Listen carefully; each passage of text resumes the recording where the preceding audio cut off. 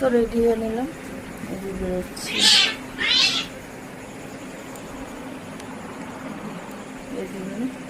এখন বেরোচ্ছি।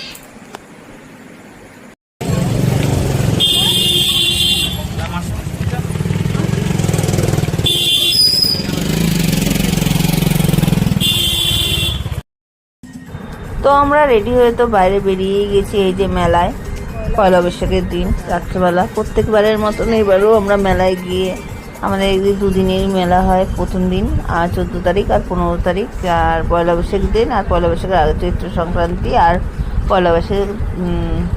পয়লা বৈশাখের দিন। এই কত কিছু বসেছে রাস্তার মধ্যে, দেখতে দেখতে গেলাম। আর দেখতে দেখতে আগিয়ে গেলাম মন্দিরের সামনে, যেহেতু এইখানে ইয়াং ছেলেদের একটা জায়গা আছে ব্যায়াম করা, তাদের উদ্যোগেই এই মেলাটা হয়। আর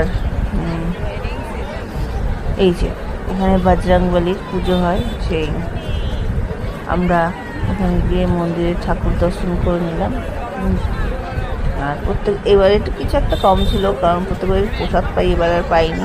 ওই যে প্রণাম করে নিয়ে আমরা মেলায় গেলাম। তো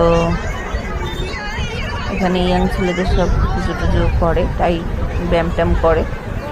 ওদের এখানটায় পাশে একটা আছে।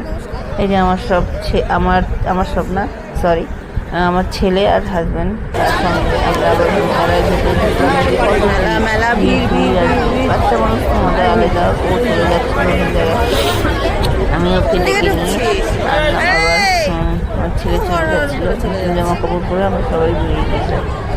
আর কিছু সেরকম কিনিনি, কিন্তু যাই হোক, এই যে দেখতে দেখতে আগালাম।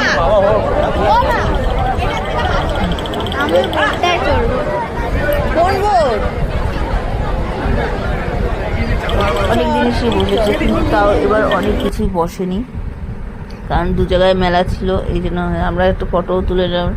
আর লাস্টে আমার ছেলের বায়না হয়েছে ছোট নৌকায় চলবে, যে ওখানে চড়ে বন্ধুও পাতি নিয়েছিল, অনেকক্ষণ ধরেই চড়ছিল ওরা।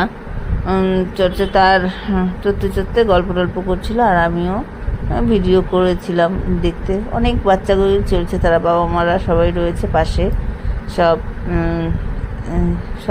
সবাই তাদের বাচ্চাদের ভিডিও করছিল। আর পাশেই একটা জাম্পিং জ্যাক ছিল, সেখানে একটা কিউটি পাই কি সুন্দর লাফাচ্ছিল। আমি হঠাৎ ভেবেছিলাম আমার